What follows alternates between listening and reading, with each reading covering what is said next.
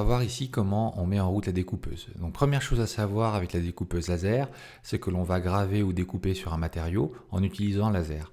Ce laser va donc brûler localement le matériau pour le graver ou le découper. Brûler le matériau, ça va donc le dégrader, il va y avoir donc avoir apparition de fumée ou alors dégagement de substances gazeuses.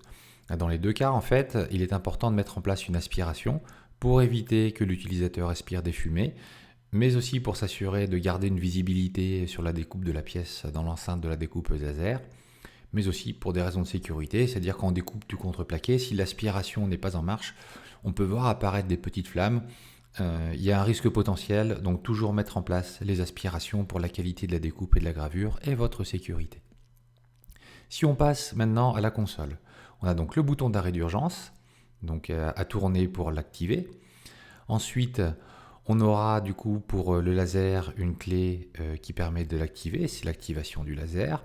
Pour vous, en fait, le laser sera toujours activé par défaut, donc vous n'aurez pas à gérer cette clé.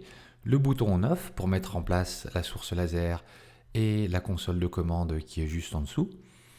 Ensuite, on va avoir la console de commande, donc qui elle contient toutes les commandes que l'on peut faire avec la découpe.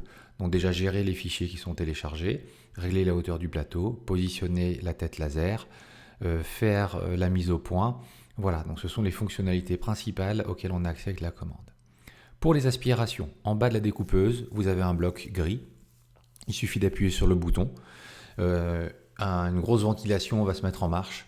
Donc là, c'est tout à fait normal. C'est l'aspiration principale. D'accord? Donc ça, toujours à faire dès qu'on a allumé la console. Ensuite, en appoint, on peut utiliser une pompe à vide qui est en bas à gauche de la découpeuse. On reconnaît la prise à brancher puisqu'elle a un autocollant blanc. Donc à brancher au moment de la découpe, à débrancher quand on a fini avec la découpeuse. Voilà, on sait pour les organes principaux de la découpeuse laser. Maintenant, voilà ce qui se passe pour une mise en route. Donc la première chose à faire, c'est appuyer sur le bouton vert de la console de commande. Donc ça va permettre en fait de mettre en fonction la source laser et puis le tableau de bord. Donc là, on voit en fait apparaître sur l'écran l'initialisation de la découpeuse. On a aussi mis en marche l'aspiration et branché la pompe à vide. Là, tout est automatique. Vous le voyez, en fait, on a ce qu'on appelle le homing. Donc là, en fait, la découpeuse va remettre la tête de laser à l'origine du plateau. Donc ça, pour ça, vous n'avez absolument rien à faire.